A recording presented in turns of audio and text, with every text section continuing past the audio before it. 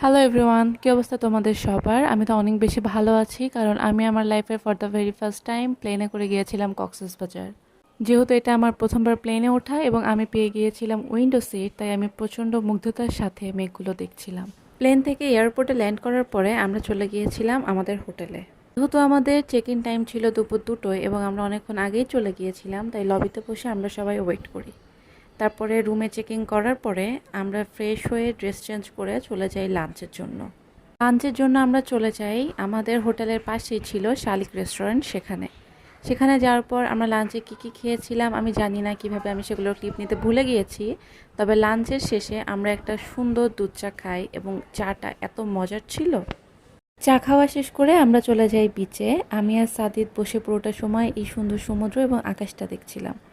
আজকের মতো এখানেই। তোমরা যদি আমার পুরো ভিডিওটা দেখতে চাও তাহলে অবশ্যই আমার ব্লগটা দেখো। বাই।